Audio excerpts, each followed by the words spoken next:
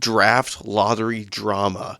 Betting companies are trying to put their hand into the rink, and Adam Silver is listening to them to switch up the draft. We will review the All-Star recap, look at the bottom of the NBA, look at the NBA MVP straw poll, and we'll mention a storyline to watch for the home stretch of the NBA season, all on this week's episode of Flop Factor.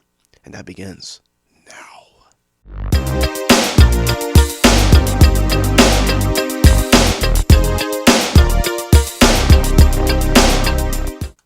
Hello and welcome to this week's episode. Oh my goodness, that was very loud. I'm sorry, but hello and welcome to this week's episode of the Flop Factor, where we have a lot to get into, and we will start now. For first off, there's some drama around the NBA draft and all the things that's going on with it. The NBA may revise the draft lottery to address tanking, is what Mike Florio, a WVU alum, in this article is saying. That's funny that I pulled up this article, but Shams was the one who reported it.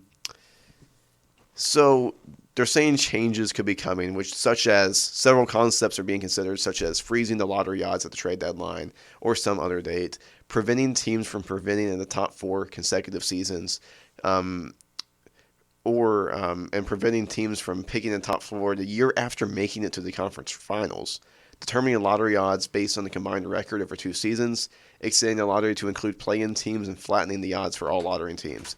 This would be something to do. But I'm Cody Byrne. Alongside me is RJ Rice, DJ McDermott, Connor Roberts, and Brayden Laszlo is just joining us. So welcome in, Brayden.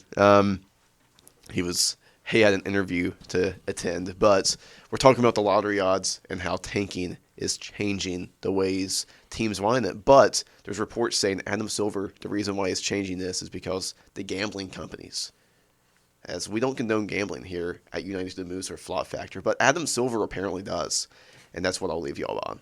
Yeah, about to say, you beat me too. I was going to say the NBA does condone gambling. I tell you what, these rules, I have Shams' tweet in front of me, or Shams' tweet, excuse me. I'm looking at it. It's the thing that, at least to me, sticks out the most is the lottery odds freezing. They say at the trade deadline or sometime later. I think this will be more interesting to see how these teams, especially in the first year of whenever this actually goes down fully, how these teams will adjust and actually start to win and make things competitive, which then will, I think, have a standings trickle go around next year towards the second half of the year.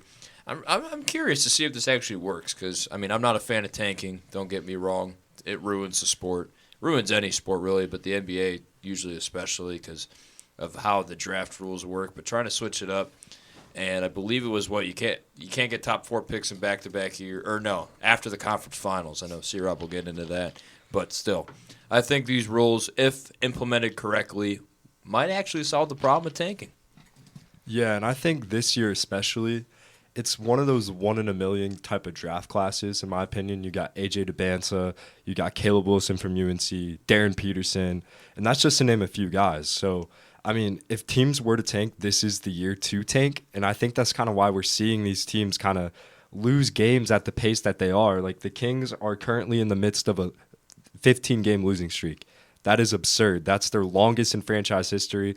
But when you have a chance to go get one of those 3 guys, and that's not even including the rest of the players in this class, like Cam Boozer, but if you have the chance to go get one of those guys, you do that. But the NBA is one of those leagues where you're not guaranteed one of those spots. But any team within that top 5 is guaranteed a franchise-altering type of player. So I think that's why we're seeing that influx of tanking, especially this season.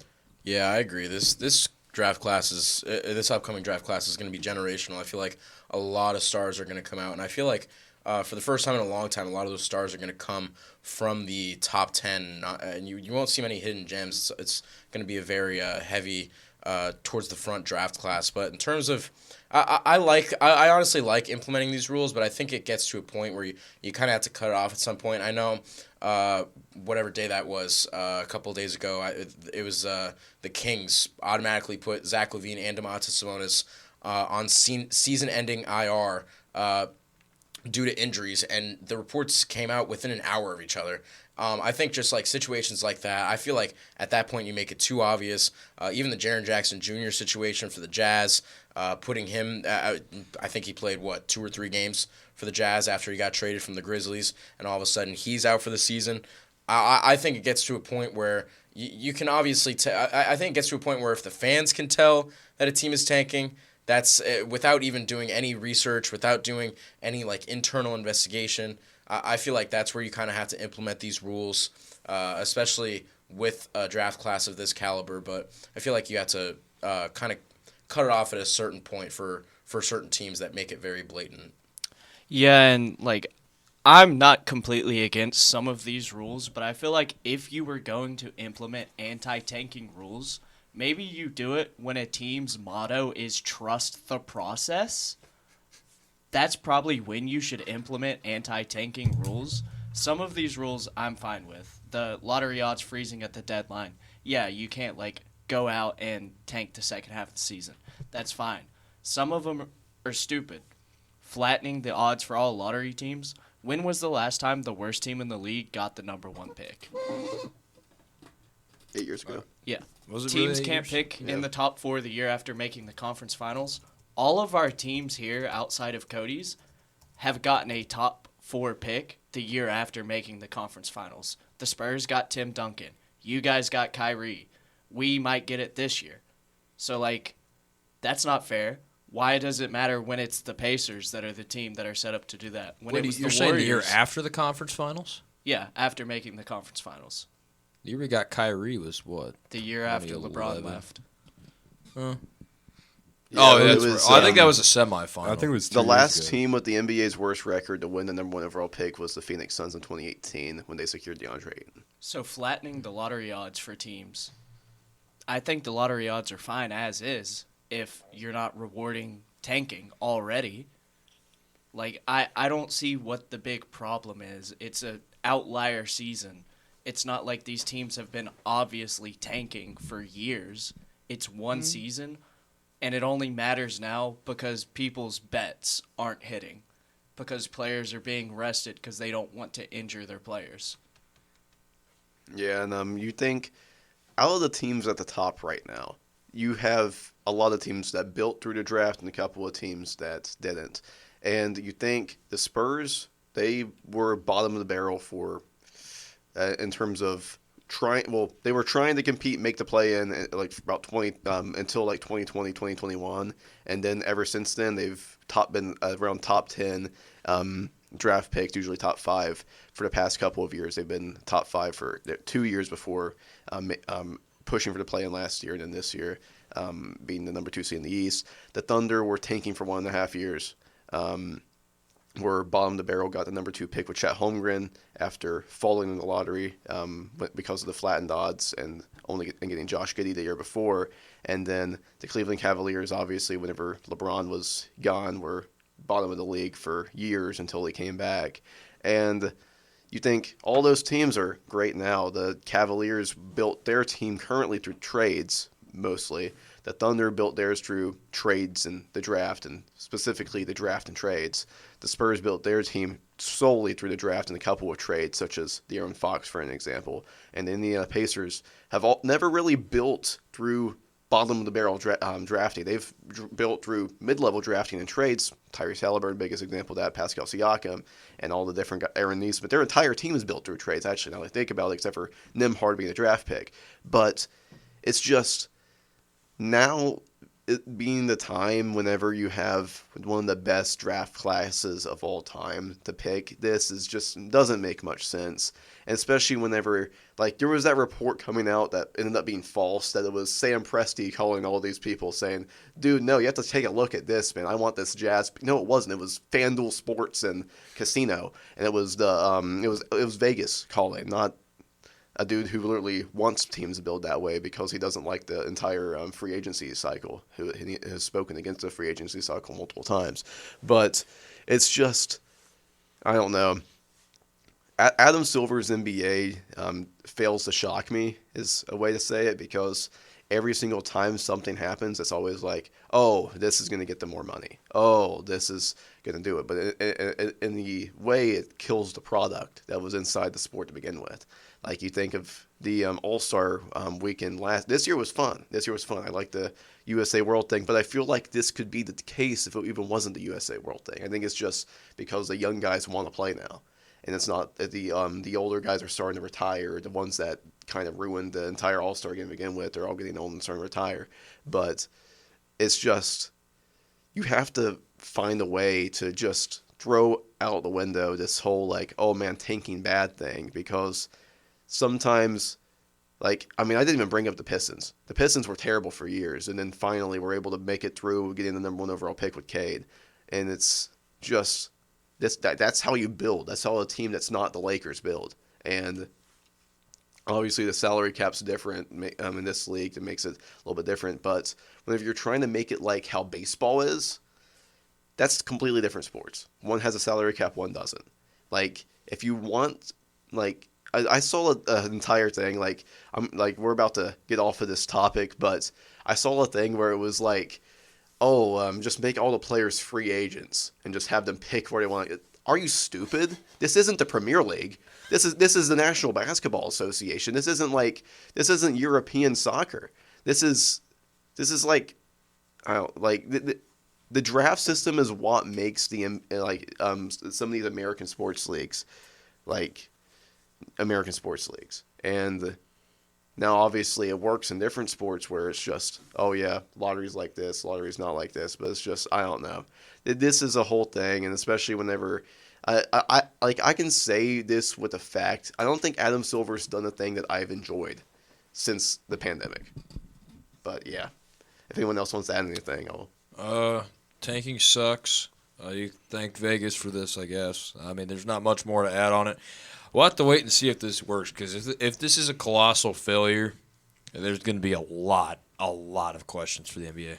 I just think it's funny that we're implementing these rules when there's this type of draft class entering the league. Like, it's just kind of, it seems really, really fishy. And I get it. You want to appease the wider fan base, but like while doing that, you're kind of ruining those diehard loyal fan base that you've built up over the years. Yeah, I'm just glad the Spurs got their top 4 picks in before they made these tanking rules potentially. Yeah, I think it's insane that they're trying to implement these rules with teams who historically don't tank. Like the Jazz and the Pacers historically don't tank. They both finish picks 10 to 15 every single season. Like, why is it when these teams are actually bad because of injuries that you're like, no, they have to be tanking? Like, why wasn't it a problem when the Sixers spent 10 years in the gutter? Why wasn't it a problem when the Pistons tanked for 10 years? Why wasn't it a problem when the Timberwolves missed the playoffs for nearly 20 straight seasons? Why is it just now a problem? Yeah, and then, I mean, there's been so many instances of a great team. I mean, the Warriors and obviously, we were talking this beforehand. Like, that was mainly because of the season being shut down the second Curry got back, and that's why they had such a bad record. But, like, still, no one really mentioned anything whenever it was a team that just won the finals and getting James Wiseman with the second pick in the draft, who was very hyped up at that point, even though it ended up not panning out. Team USA player, James Wiseman, that is. He was named to the Team USA FIBA Cup team. But moving on from that, All-Star recap. It was a pretty fun All-Star weekend, all things considered. The only, every single event hit except for one. The dunk contest, once again, was the worst in history. But everyone was kind of saying, just remembering, the dunk contest was the last event of Saturday night. But all the other two events were pretty fun. The three-point contest was great. I love seeing Damian Lillard win it. The shooting stars, I preferred the skills challenge, but it was still pretty fun. It was an interesting event. And dunk contest being pretty boring, unfortunately killed that. Rising Stars was fun as usual. The celebrity three-point contest, seeing Jared McCain win that whenever he was in there for some reason was something. And then the main event, that was the best All-Star game or All-Star event, I guess, since whenever it was the Kobe Gigi Memorial game. Yeah, it was actually pretty fun. I got to see bits and pieces. The one team that I didn't want to win, though, the Shooting Stars Challenge, won. So that was kind of disappointing. But we're the best team. I mean, you look at this challenge Yeah. itself, you're like, oh man, of two 40% 3-point shooters against Scotty Barnes, Chet Holmgren, and then the Harper brothers. Fair, but I just, I had a hope, and it failed. 3-point, I saw a good amount of that. Thought D. Mitch was making it onto the finals, and then Devin Booker and Dame Lillard happened, so that was kind of sad. But shout out Damian Lillard. He's insane. I mean, if we can get Dame time back here at some point, hopefully, sooner rather than later, life will be good again. I didn't watch much of the dunk contest and be so real that I disappointed. And I saw some highlights on the internet, and it kind of made me glad I didn't watch it. So Hey man, shout out Chase Richardson. Keyshawn Johnson dancing after every dunk was the most interesting part of it. Hey, but at least you won. Yeah. But the Stars and Strike, hey, the world didn't win. Ended up being it was the Stars, and Chet Holmgren. yeah, Chet Holmgren and friends, and shout out Anthony Edwards though. I mean, I think that this format should be the format going forward. I think I can speak for everyone when I say I'm shocked that the world didn't really perform at all as I thought they would. But I think that seeing the Stars and Stripes in the championship game, that was kind of underwhelming, that kind of blowout. But, I mean, those young guys really took it to the OGs. And I think that it was fun seeing Donovan Mitchell play alongside like KD and LeBron. We might see that next season, hopefully. But I don't know. I thought it was a fun format, trying to like, get all these guys to like kind of commit and really compete. And I think we saw that on Sunday. So that was a really fun All-Star game. Yeah, shout out last minute All-Star De'Aaron Fox getting the game-winning three. I think it was, I forget. I want to say it was against the Star. It was the first game against against Stars, yeah. Oh, it was first game against Stars. But that was satisfying to watch, and then seeing that pic of him, LeBron, like celebrating after, I thought that was pretty cool. But shout out Spurs legend Kawhi Leonard, dropped 31 points in that one game. I also agree. I think this format is really good. I feel like it kept fans watching. I feel like there were 4 separate games played. Obviously, it didn't really end up the way that everyone wanted to. I think the first 3 games were really entertaining, and I feel like if that fourth game, if that championship game was more competitive, we could have seen one of the best All-Star formats All-Star games that we've ever seen. I think that should definitely be the format going forward. In terms of other events, I know Carter Bryant was in the dunk contest. I didn't watch it. I saw highlights. I also agree with RJ. Kind of thank God I didn't watch it. 3-point contest I did watch. That was very entertaining. I picked Jamal Murray to win. That was not a good pick. I will say that right now. Leg shooter, man. You have to pick the arms. But yeah, it looked like Wemby was the only one that wanted to play on Team Worlds, ironically enough. But I thought it was a decent All-Star weekend. I thought it was hopeful for the future. Yeah, I actually really enjoyed the format they had for the All-Star game. I hate to say this because it's going to come off and sound weird, but watching Wemby get frustrated because his teammates refused to play was one of the most entertaining things of the entire weekend. Oh, I completely agree. Like Because he it was just showed furious how after that much he Scotty wanted Barnes it. shot. You could see him trying so hard not to yell at Jokic and Luka every possession, and that just brought a tear to my eye. Acted It was like he beautiful. just lost the NBA Finals at the end of the game, Yeah. walking off the court. Yeah, it was. I mean, I'm glad that the young guys want to play. They want it to be competitive. 3-point contest was awesome. I picked Norman Powell for some reason. That was. I thought he would go try hard mode, but shout out Dame, man. Like Dame, good for him. It's nice to see guys coming back from injuries that still want to be a part of things like this. Unk still got it. Yeah, I was going to say, especially at his age. Yeah, I mean, one thing whenever you're trying to pick a 3-point contest winner, since I picked Dame, you have to go for the arm shooters, man. Since they get tired less. The leg shooters get their legs start to get tired. They start to slow down midway through it. But Dame shooting solely with arms because he's still injured with that Achilles, trying to come back from that. I mean, went all the way. That's just what you call a talented, legendary player. But we have a little bit further to go. Looking at the bottom of the league after talking about the lottery system, there's a lot going on at the bottom. Currently, the best odds in the NBA draft is the Kings, and then following down the rest of the lottery is the Pacers, Hawks, Pelicans pick, Nets, Wizards, Jazz, Mavericks, Grizzlies, Bulls, Bucks, Hornets, Spurs via the Hawks, Blazers, Thunder via the Clippers. Those are the 14 teams currently in the draft lottery, sorted by record. And then you also have the Warriors, Heat, Grizzlies, Thunder via the Sixers. They're all knocking on that door. But you have some solid, a lot of guys that are very compact down at the bottom. And basically what I'm asking is,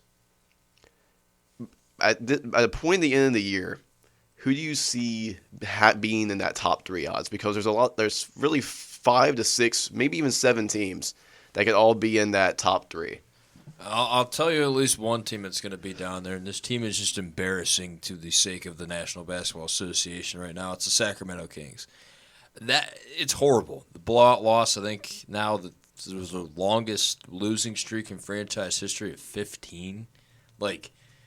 You just got to embrace the tank in Sacramento. I mean, Indiana might be there a little bit, but C-Rob hoping to get a little bit, at least a couple more wins so you can at least be a little bit happy of what your product is. Brooklyn, I think, will be in there as well.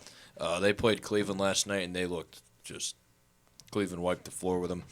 And maybe another team I could definitely see being in here, at least at this point. It's either that Washington or Utah. It's one or the other. I'm going to take Washington more towards. I don't think – well, Trae Young might play a little bit, but no Anthony Davis. I just think Washington wants to lose. So I think that'll kind of round out my near top 5.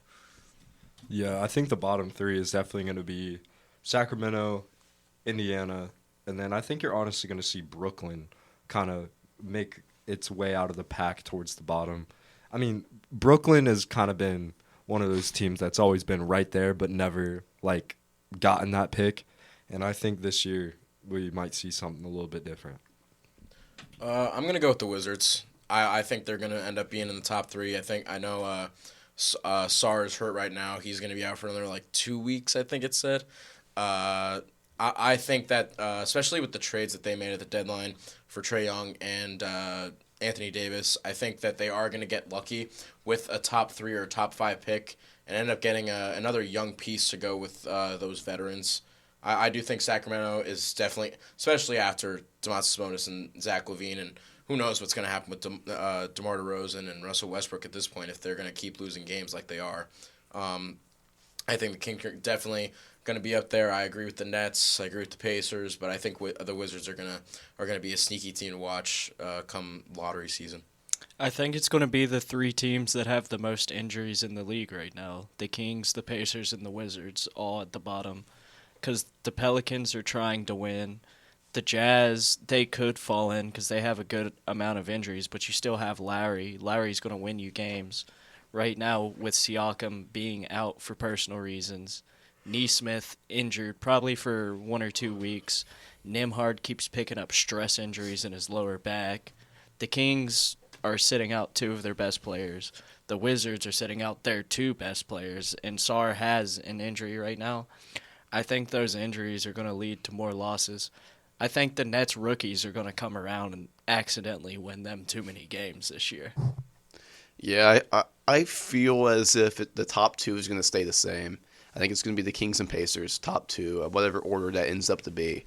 But that 3, I'm between Utah and Washington because the Nets are just such – they're the Nets have their own. What I should say is that the Nets have their own pick this year. Whenever they have their own pick, it usually doesn't get in that top 3. Whenever they don't have their pick, they give the Celtics Jaylen Brown and Jason Tatum. But it's just I'd say the Wizards are going to be that 3, that 3rd best odds. They've been on fire as of late, but I feel like that top 3 is going to be the same 2 it is on the top, and then following them out with the Washington Wizards at number 3.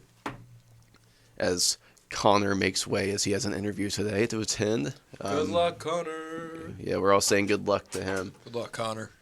as he waves goodbye. as I give commentary of him exiting the place. But Great commentary.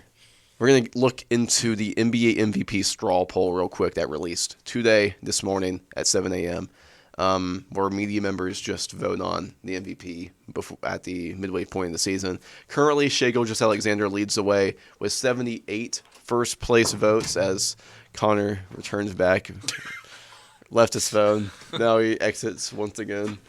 Responding for good. And Shai Gilgeous-Alexander leads the way with 78 first-place votes. He has 20 second-place votes and 2 third-place votes. Following him is Nikola Jokic with 18 first-place votes, 65 second-place votes, and 12 third-place votes, 1 fourth-place vote, and 2 fifth-place votes. That's a lot.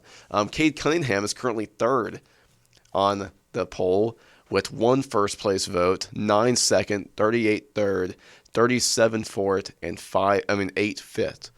Then Victor Wembanyama with 3, 3, 19, 23, and 27. Luka with 0, 2, 17, 19, 21. Jaylen Brown with 5 third place, 12 fourth, and 26 fifth. Donovan Mitchell with 1 second, 1, 3, 6. Kawhi with 0, 0, 1, 3, 1, 2. Jalen Brunson with 0-0-1-3-3, Tyrese Maxey with 0-0-1-1-2, and Anthony Edwards with 0-0-1-0-3. That's a straw poll listed, but now Shai Gilgeous-Alexander is out for another week. That's 4 more games missed. If he misses 6 more after this, he's out for the award. If Nikola Jokic misses 4 more, he's out for the award. So Do we want to play devil's advocate and say what if? I mean, Cade From could the win. He Wemby's could. also right on the verge of not qualifying for awards. So Luka is too. This really just shows how stupid that 65-game rule is. Yeah, but because then the MVP is not going to be the most valuable player. It's Yeah. going to be the most healthy player Yeah. that's valuable. yeah, I mean- the Thunder have currently won 2 games the entire season without Shai out of 10.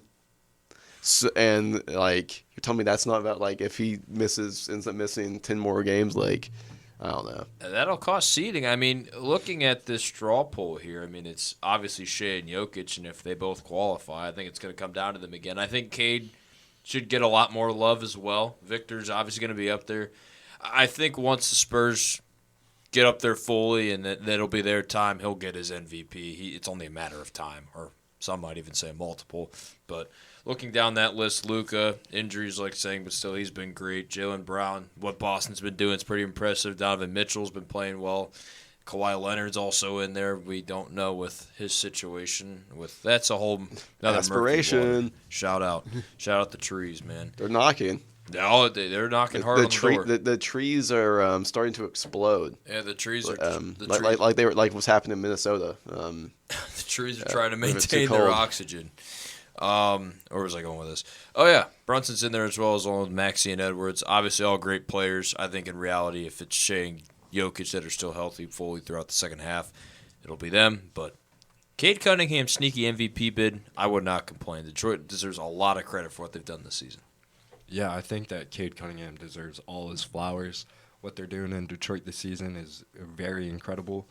And I think that also falls on Coach of the Year as well with JB Bickerstaff. But I think as long as Jokic and Shai stay healthy, it's going to be a 2-horse race for seasons to come. But I wouldn't be shocked if Cade Cunningham somehow finds his way into deeper talks about winning MVP this season. Yeah, no, I agree. I think Cade Cunningham should get so much more love. I think he should be up there. I think he should have more second place votes. I'm not gonna lie. I think Shai. I think the Shai hype is a little overrated, just a tiny bit. I think he should be a little less separated from. Feels like he's so separated from Jokic and Cunningham, and I feel like Jokic and Cunningham should definitely be closer. But I also don't agree with the 65-game rule. I feel like it's very. I feel like it should be more like a 72-game rule. I feel like missing 10 games, or the complete opposite way around. I just think the 65-game rule is stupid. I think Cade Cunningham should be getting a lot more flowers. He's currently he's averaging 26, 6, and 10 right now. He's leading the NBA in assists per game. He's leading the East in plus minus, and he's the best player on the best team in the league. The Pistons have the best record in the league after last night. So I really think Cade Cunningham should be getting a lot more love. He is every year he's been in the league, he has upped his play every single year, and you've seen it this year with the Pistons being the best team in the league. I think Cade Cunningham should definitely be up there. I agree with you to an extent, RJ, about if Shea and if Jokic aren't eligible and then Cade gets it, I think Cade certainly earns it by a mile. But it does come down to a point. Yes, it is kind of healthiest player of the year, but Cade Cunningham, especially if they stay at that best record in the East and he does end up winning MVP, I'm going to say he earns it by a mile. Yeah, I'd say that's like the one candidate that, if available left, the other two go out. If that's circumstances... Still, yeah, it's still a deserved Yeah, MVP. yeah. I think that's kind of like my one outlier. Yeah. And moving on to the last topic of this episode, just one storyline to watch from now to the end of the season. There's a lot going on, a lot of stuff going on in the NBA, but I mean, the NBA is something what I would like to call a story-driven league. So, if there's anything like something you can follow throughout the rest of the year, what would it be? Well, I don't want to be too biased because I didn't think this was going to work as well as I thought it would. But the Cleveland Cavaliers being fully healthy, acquiring James Harden, on a great run right now, tied with New York now for that third spot in the East. I didn't think Cleveland would jump that high, but they're getting there. And having the schedule they have remaining, I believe it's fourth easiest in the NBA or something around that range. I think if Cleveland plays their cards right, Harden dishing out the ball and assisting, it's been incredible for Jared Allen. You've seen his growth this season. It's just been incredible, something that Cleveland's needed. Evan Mobley's back for him, which is a very big key addition. I think if Cleveland runs their cards right, I mean, injuries have to be careful. Cleveland's been, as of at least the past couple of years, always having some sort of injury towards the second half, especially towards the end of the year. I think if they can stay healthy, you look towards the end of their schedule, they got Indiana, Atlanta twice, and Washington to end out the year. I think if you can have a nice little stretch and a run, Cleveland would be in a really great spot, something to look out for. And what James Harden does with the two big men, Jared Allen and Evan Mobley, will be something very interesting to watch. Yeah, I think for me, it's the Charlotte Hornets. I think something to keep an eye on is if they can hold that last play in, if they can kind of beat out some of these teams to be more comfortable in that race. I think that Charlotte has kind of found something with that backcourt duo of Con Knipple and LaMelo Ball. Obviously, they lost last night to the Rockets. I had a few friends in attendance at that game for WVU Sports Management. They're in Charlotte right now. They got to go to the game. But I do think that the Charlotte Hornets have a solid shot at securing their first play-in berth, I think, since 2021. No, longer than that. Or play-in or playoff? Play-in. Oh, okay. Yeah. Because, playoffs would have been the Playoffs is D-Wade 9 years. purple shirt guy. Yeah, like 2016. Yeah. But yeah, that's my storyline to keep an eye on. Yeah, my storyline, it's kind of a couple, but it's just based on the Western Conference standings. First, I want to see if the Spurs can take the 1 seed from the Thunder. Me and Cody were talking about it earlier. Spurs, I didn't know they were this close. Only 2.5 games. I knew the Spurs were doing good, but they're only 2.5 games out of first place from the Thunder. The Thunder are 42-14. The Spurs are 39-16. And the Thunder are dealing with some injuries. The Spurs are looking red hot on a 7-game winning streak that dates back to before the All-Star break. And then the second storyline is kind of just that 3-7 seed. There's only 2 or 3 games separating them. You have the Rockets, Nuggets, Lakers, Timberwolves, and Suns, and they're all separated by 2 or 3 games. It's kind of similar to last year, how it was like the second or third seed to like the 9th or the 10th seed, where it's literally just 2 or 3 games separating all those teams. So I'm kind of just looking out for the seedings, see if and you still have teams like the Trailblazers, the Clippers, who have kind of got caught heat as of recent. I want to see if they can kind of take a spot off of the Warriors, take a spot off the Suns. I really think that the top six seeds are going to be kind of solidified. But teams like the Suns, Warriors, Clippers, Blazers, interested to see where they all land and see if the Spurs can take the 1 seed. Yeah, and kind of continuing on that, what I'm looking at is if the Thunder can stay afloat despite having so many key injuries right now. Currently injured for at least a week plus is Shea Gilgeous-Alexander, A.J. Mitchell, and Jalen Williams. Mitchell and Shea are both getting reevaluated in a week. Jalen Williams is getting reevaluated in 2 weeks for a hamstring injury that he had already just came back from, played 2 games, 2 wins for the Thunder, and immediately strained his hamstring, the same exact one once again, in a blowout win against the Suns. But without that trio, the Thunder are currently 0-3 in the season, which short sample size, but those losses have been a blowout loss to the Milwaukee Bucks, a clutch time loss against the Rockets, and the clutch loss against the Spurs. And they have a very hard schedule coming up. Now, you have the Nets coming up tonight. That should be a game you win. But after losing to the Bucks without all those players, who knows anymore? But then you have a very difficult matchup on a Sunday game against the Cleveland Cavaliers. And then immediately after that, it doesn't get much easier. You have the Raptors, Pistons, and Nuggets all in the next week. And, if you're not able to just rally together, Jared McCain needs to play more. You need to find a way to rally together and win games as a team without 3 of your 4 top scorers on the season. You have to try to make sure Chet Holmgren's actually being able to get his offense going. Isaiah Hartenstein needs to play as a great connector, but you're going to have to try to find a way to rally the troops and secure wins down this stretch, down this meaningful stretch of the season, despite losing so many key players to injury. But that's going to do it for this episode of Flop Factor. It's a little bit of a shorter one, not much to talk about because it wasn't much games. There wasn't any games outside of a couple of them last night. Yeah.